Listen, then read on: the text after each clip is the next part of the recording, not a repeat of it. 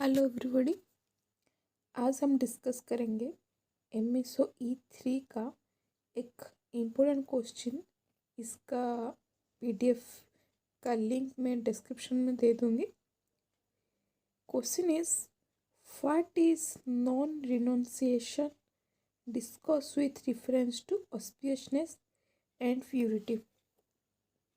अगर आपको what is renunciation, explain the notions of living and dying among the Kashmiri Pandits, or explain the concepts of auspiciousness and purity with their significance to the study of religion, or what did T.N.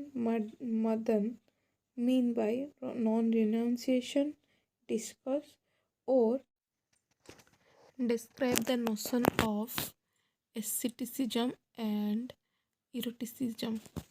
Okay, let's discuss. TN. Madan थे, उनका work ethnographic work करता था और and it is based on 3 sources. First is his own research, जो कि वो research करते थे, वहाँ से उनको कश्मीरी पंडित के बारे में कुछ जानकारी मिली। उसके बाद work on Hindu practices of Brahmins of UP, Orissa and Karnataka, जो कि ब्राह्मण थे यूपी, उड़ीसा एंड कर्नाटक का, उनके बारे में भी रिसर्च किए और उनको बहुत कुछ वहाँ से पता चला कश्मीरी पंडित के बारे में। Then work of fiction of ancient and recent time. Ancient recent times TN. Madan research करने के बाद उन्हें जो भी कुछ पता चला हम यहाँ डिस्कस करेंगे। पहले domesticity and detachment. Domesticity means the domestic life love means family. Okay, detachment detached from domestic life is known as detachment. Okay, Kashmiri Pandit जो थे उन्हें भट्ट कहा जाता है। इसका meaning is a learned person. Okay, usually keep his top on the of the head, top hair, मतलब जो सिक्का बांधते थे ना पुराने ज़माने के पंडित, अभी भी बांधते हैं पर पुराने ज़माने में कंपल्सरी था। अभी कुछ कुछ वो ट्रेडिशन फॉलो करते हैं, कुछ कुछ नहीं भी करते, पर उनका जो खुली सिक्का था वहाँ वो उनका पहचान था। वेयर द कॉटन थ्रेड, जो कि कहा जाता है यज्ञ पवित्र। यज्ञ पवित्र मतलब अभी भी ब्राह्मण के केस्ट में व्रत पनयन और थ्रेड सेरेमनी किया जाता है। वहाँ क्या होता है ना, एक थ्रेड है जो कि उन्हें अपने बॉडी में पहनने पड़ते हैं। उसको क्या कहते हैं, यज्ञ पवित्र। इनका स्पीच क्या था, संस्कृत। ओके, उस पहले हम उनके पेरेंटहुड के बारे में और उनके मोरल के बारे में डिस्कस करेंगे। पंडित के लाइफ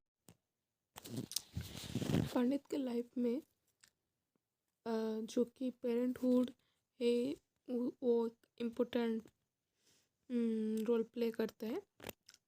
बैरननेस मतलब जो कि बच्चे पैदा नहीं कर सकते, ये 2 चीज़ें के कारण होता है।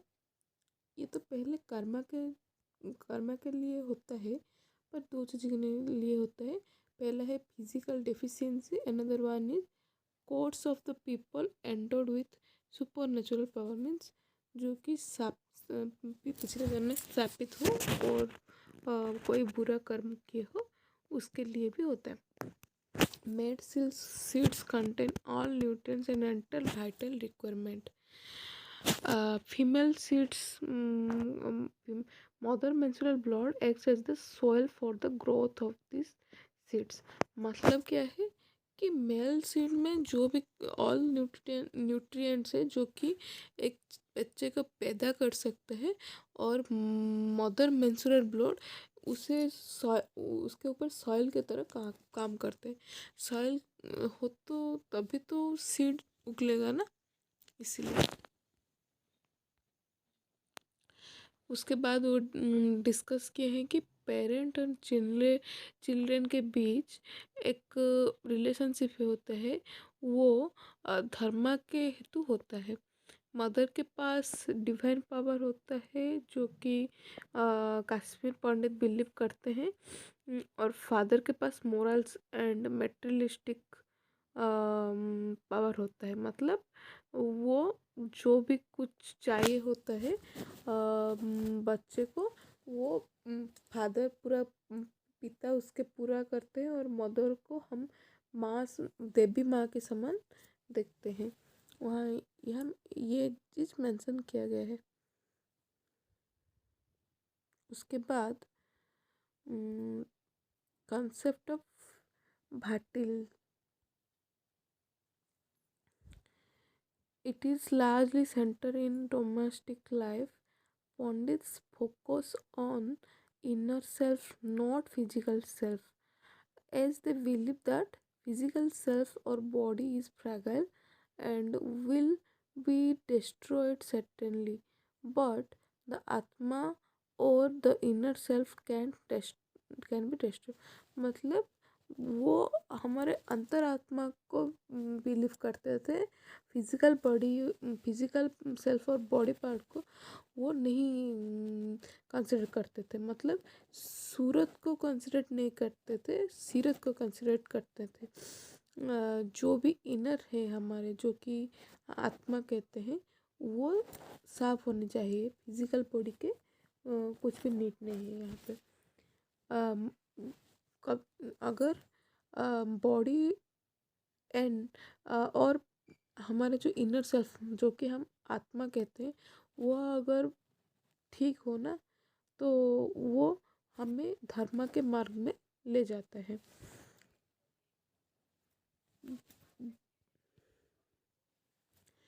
वो ये भी कहते थे कि जो कि अभी प्रेजेंट लाइफ में जो भी डिफ़िकल्टीज आते हैं जिसके लाइफ में, वो पिछले जन्म के अधर्म के हेतु होता है। अधर्म means the melting point between the past, present and future. Okay, the Pandit's whole life is based on two things, auspiciousness and inauspiciousness। मतलब शुभ अशुभ। ओके, शुभ और अशुभ जो दो दो चीज़ें, वो पंडित के लाइफ में बहुत ज़्यादा मायने रखता था। वो जो भी काम करते थे उसके पहले वो शुभ है या अशुभ है वो देखते थे। फॉर एग्जाम्पल, अगर आपको दाएं आँख और बिल्ली ने रास्ता काट ली तो वो अशुभ माना जाता है। ऐसे ऐसे कुछ।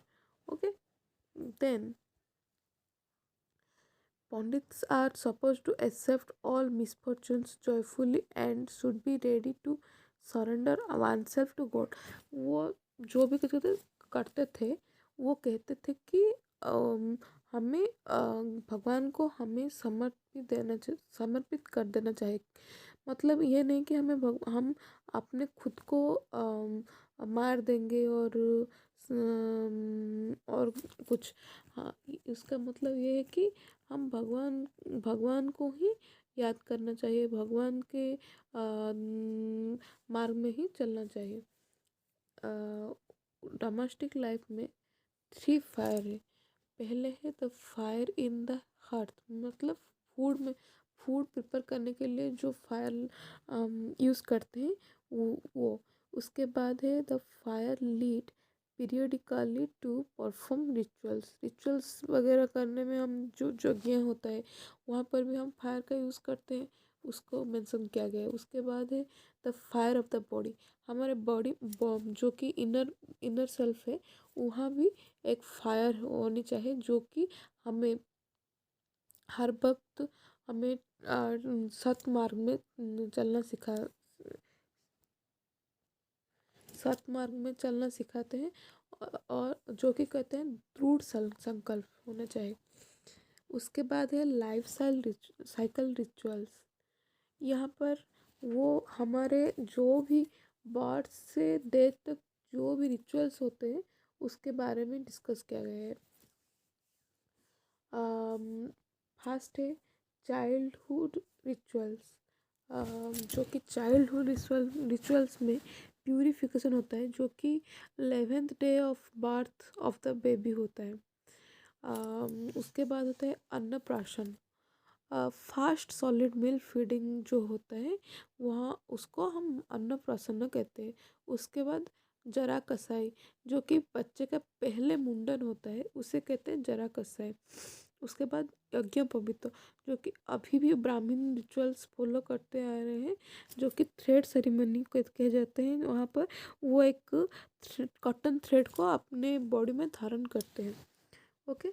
उसके बाद होता है जो एडल्ट होते हैं उनका कुछ कुछ रिचुअल्स है, लाइक मैरिज। मैरिज को हम कहते हैं कि उनके उनके भाषा में मैरिज क्या होता है कि प्रिंसिपल संस्कार of an adult life. Marriage होने के बाद हमें हाउस होल्ड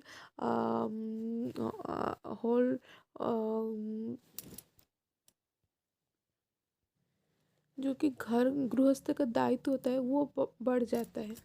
ओके। देन आता है राइट ऑफ क्रिमेशन और death. Okay.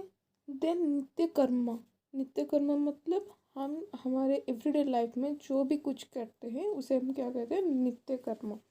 Okay. Next we discuss about yes हमारे लाइफ में 4 आश्रम का महत्वपूर्ण भूमिका है। पहला है ब्रह्मचर्य, जो कि स्टूडेंट लाइफ।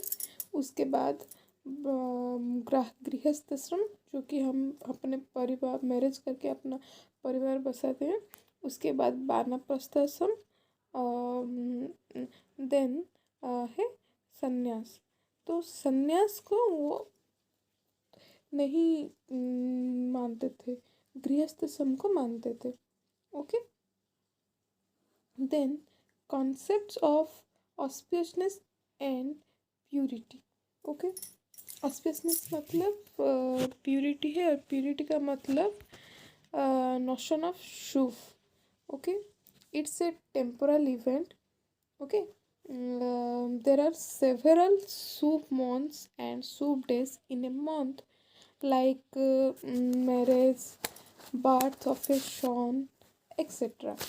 ओके। यज्ञ पवित्र जो कि ब्राह्मण लोग करते थे वो भी एक हमारे ऑस्पियस इवेंट में जाएगा। इन ऑस्पियस इवेंट में वो क्या करते थे ना, होली रिवर का water, like for example Ganga, तो उसका वाटर एक कलसा में लेते थे। कलसा मतलब एक मेटल का एक पात्र होता था। वहाँ पर क्या करते थे, होली वाटर लेके उसे घर घर के चारों तरफ या कुछ भी इवेंट में, ऑस्पियस इवेंट में उसका यूज़ करते थे। कहते थे वो कहते थे कि अगर हम हॉली रिवर्स, पर्टिकुलर हॉली रिवर्स जो भी है गंगा यमुना, अगर गोदावरी सरस्वती, अगर हम वहाँ पर आप डुबकी लगाएंगे तो हम शुद्ध, हमारे मन शरीर शुद्ध हो जाएगा। Okay. Then we discuss about शुभ ग्रह अशुभ ग्रह। ये 2 टाइप का ग्रह होता है। शुभ में आते हैं बृहस्पति, चंद्रमा, शुक्र। रेस्ट 5 लाइक हमारा जो 9 ग्रह है, बुध, शुक्र, पृथ्वी, मंगल, बृहस्पति, शनि, यूरेनस, नेपच्यून, जो कि प्लूटो है अभी नहीं है। तो वो जो नवमा ग्रह है वहाँ उनमें से बृहस्पति, चंद्रमा, शुक्र ये इम्पोर्टेंट ग्रह शुभ ग्रह में आता है। और जो 5 ग्रह रह गए एक्सेप्ट बुध, वो क्या होता है, अशुभ ग्रह होता है। बुध इम्पोर्टेंट एंड न्यूट्रल ग्रह, वो शुभ भी है अशुभ भी है, ऐसे माना जाता है। ओके। अम, अगर किसी के घर में एक बेटा पैदा होता है तो उसे शुभ इवेंट माना जाता है। पर शुभ इवेंट में भी क्या होता है ना, ये शुभ इवेंट होता है पर शुभ मूवमेंट नहीं होता है। शुभ मूवमेंट क्यों नहीं होता, क्योंकि उस टाइम कभी कभी जो कि पोजीशन ग्रह होता है उसे कंसिडर करने पर वो शुभ मूवमेंट है कि नहीं वो डिसाइड होता है। ओके। तो उसका भी कुछ करेक्ट, तो उसके लिए अगर कुछ इन ऑस्पियस मूवमेंट में अगर बच्चा पैदा हो गया तो उसको करेक्ट करने के लिए वेरियस ऑफ रिचुअल्स अपनाया जाता है। लाइक अगर किसके घर में बेटे हो गए और पोजीशन ऑफ ग्रह देखते हुए यह पता चलता है कि उसका शरीर ज़्यादातर खराब रहेगा। देन क्या करते हैं, उसका कुछ निराकरण करते हैं। कोई लोग कहते हैं कि गाय गाय माता को पूजो, कोई कहते हैं कि चंद्रमा में दही डालकर किसी और को किसी ब्राह्मण को दान कर दो। ऐसे कुछ कुछ रिचुअल वो फॉलो करते हैं, क्योंकि उनका जो कि शरीर होता है वहाँ पर संस्कार लाने के लिए। ओके। ब्राह्मण परफॉर्म रेगुलर रिचुअल्स, उसे क्या कहते हैं, उपाय कहते हैं। ओके। जो कि अम, जो भी प्रॉब्लम है पोजिशन ऑफ ग्रह का, जो प्रॉब्लम है उसे सुधारने के लिए किया जाता है। देन इनऑस्पिशियसनेस में क्या क्या आता है, death event, widowhood, महाब्राह्मण। Death event तो एक इनऑस्पिशियस मोमेंट है, हम पहले भी डिस्कस कर चुके हैं। विडोहुड में क्या होता है कि कोई भी पर्टिकुलर इवेंट जो कि ऑस्पिशियस इवेंट है, like marriage, birth of a son, any birth ceremony, और कुछ भी यज्ञ पवित्र, ऐसे कुछ इवेंट में वो नहीं जा पाएंगे क्योंकि उनके पति चल वैसे हैं। इसलिए महाब्राह्मण मतलब ये क्या होता है कि ब्राह्मण लोगों का एक पूजा होता है जो कि मृत्यु प्राप्त होने के बाद किया जाता है। ओके। देन यज्ञ पवित्र, पवित्र कश्मीर पंडित ने बताया कि ये सब ब्राह्मण लोग ही करते हैं। वो क्या होता है, the most pure and secret thing होता है, जो कि एक कॉटन का थ्रेड होता है, जो कि पहनने से क्या होता है कि इट सिम्बलाइजेस हिम। मतलब ब्राह्मण को क्या कहा जाता है कि वो ट्वाइस बॉर्न कैस्ट हो गए। पहले वो बॉर्न हुए थे माँ के कोख से, उसके बाद उनको जब यज्ञ पवित्र किया जाता है तो वो क्या होते हैं, ब्राह्मण अपने बॉडी में संस्कार आता है, संस्कार होता है एक, तो वो क्या कहते हैं ना, ट्वाइस बॉर्न कैस्ट कहते हैं। Madan rights that the daily life of a Kashmiri Brahmin is based by शंका और डाउट, और ये करना है कि नहीं कुछ भी इवेंट, और वो कुछ दूर बहुत दूर जगह जाते हैं तो वहाँ ठीक समय में कैसे पहुँचे, कैसे शुभ इवेंट करें। तो वो क्या कहते हैं, वो क्या करते हैं, शुभ अशुभ मूवमेंट को देखकर ही जाते हैं। तो उनके मन में हमेशा शंका या डाउट होता है, तो वो ऑलवेज कुछ भी काम करने से पहले बार बार सोचते हैं ये करूँ या नहीं, वो करूँ या नहीं। ओके। देन यूपी एंड मतलब उत्तर प्रदेश एंड कश्मीर ब्राह्मण, वो मिल्क को एक प्यूरेस्ट ड्रिंक कहते हैं, क्योंकि हम गाय को गौ माता कहते हैं, तो उनका जो कि मिल्क उत्पन्न होता है, दूध उत्पन्न होता है, तो वो उसको वो प्यूरेस्ट ड्रिंक कहते हैं।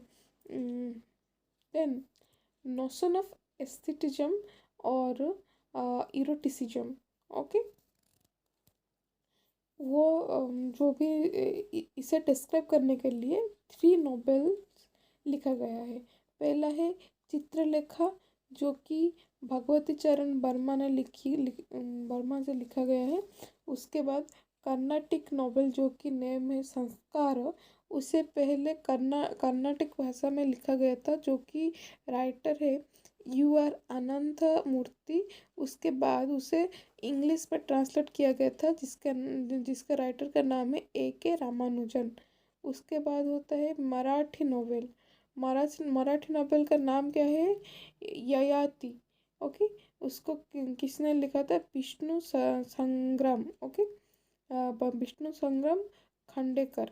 उससे लेटर ट्रांसलेट किया गया था हिंदी में, जो राइटर ने उसको ट्रांसलेट किया था, उसका नाम है मोरेश्वर तपस्वी। ओके, तो ये जो 3 टाइप का नोवेल है, उसके बारे में हम अगर डिस्कस करेंगे तो ये जो चित्रलेखा नोवेल है, यहाँ हमें क्या सीख मिलते हैं ना? Human beings act according to situation. Okay, अगर कोई भी सिचुएशन हो तो सिचुएशन के हिसाब से ह्यूमन बींग काम करता है। उस टाइम वो नहीं सोचता है कि ये पाप होगा या ये करने से मुझे पुण्य मिलेगा।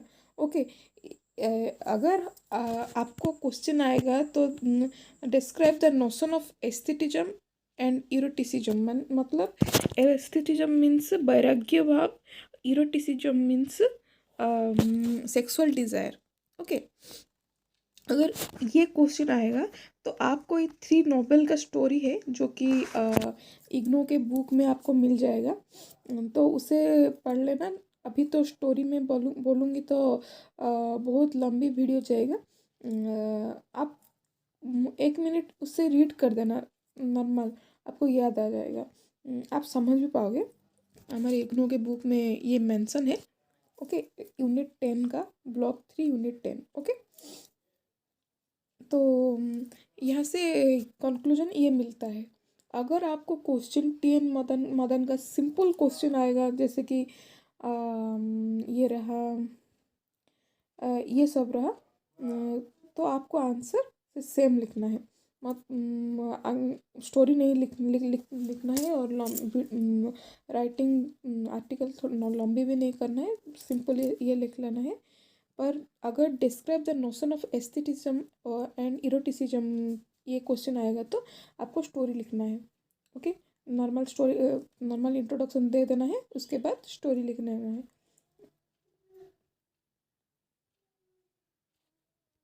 उसके बाद आएगा हमारा स्टोरी ऑफ संस्कार। ओके, स्टोरी ऑफ संस्कार। इट यहाँ से हमें क्या पता चलता है कि authenticity is the criteria for moral choices. Okay, आप जो भी चॉइस लेंगे, जो भी ये लेंगे, उसी हिसाब से आपका पाप और पुण्य डिसाइड होगा।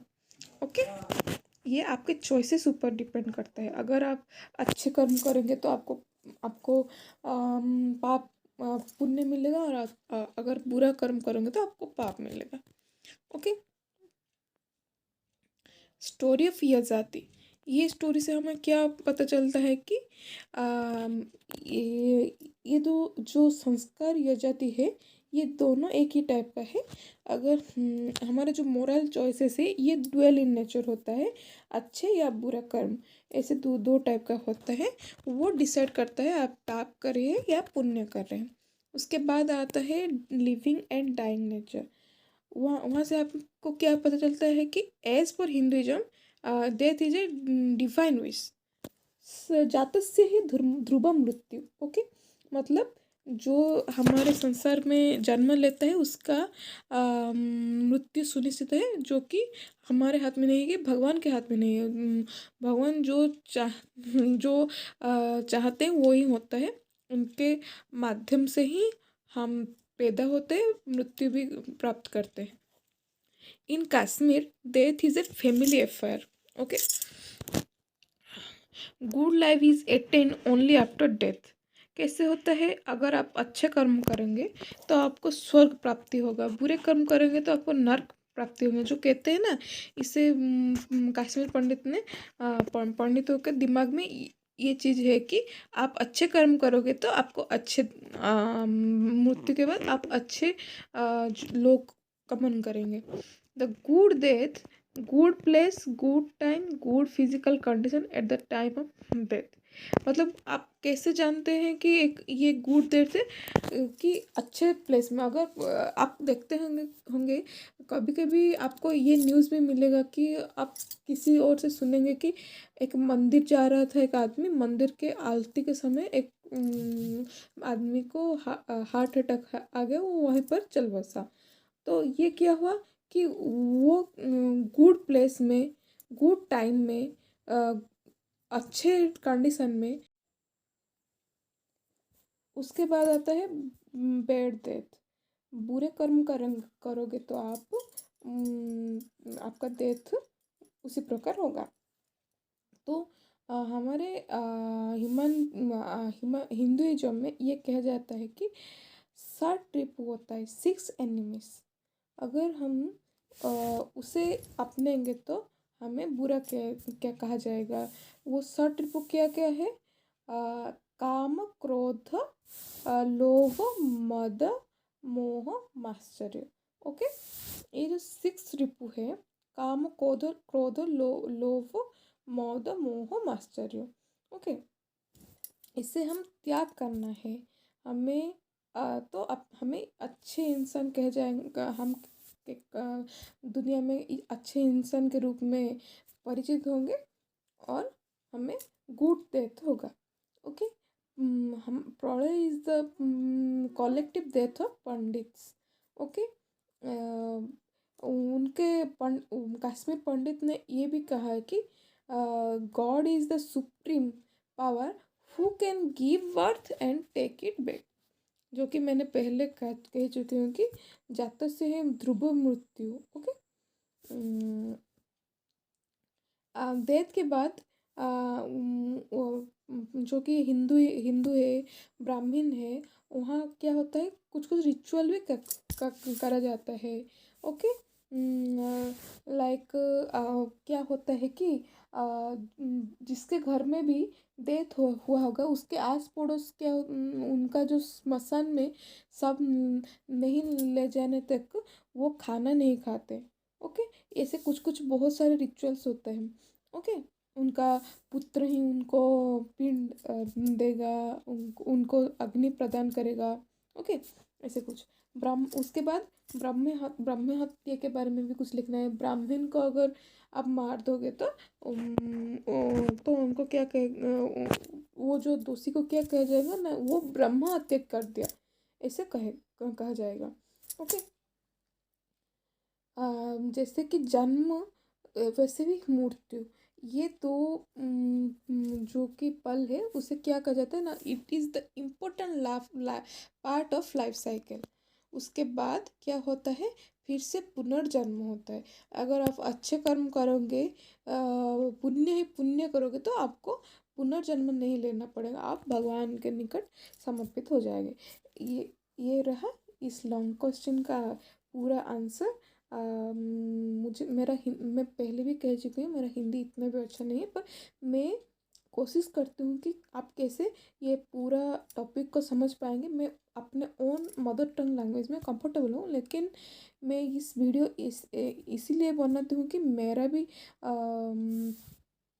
जो कि हिंदी का लैंग्वेज का जो प्रोनाउंसिएशन है, जो भी प्रॉब्लम है वो भी सुधार सकूं, और मैं आप लोगों तक मेरा वीडियो पहुंचा सकूं। अगर कोई भी प्रॉब्लम हो तो कमेंट सेक्शन में ज़रूर लिखना, मैं आपका डाउट क्लियर करने की पूरी तरह कोशिश करूँगी। Thank you. इसका लिंक मैं फिर से कहती हूँ, डिस्क्रिप्शन में प्रोवाइड कर दूँगी। Okay, bye.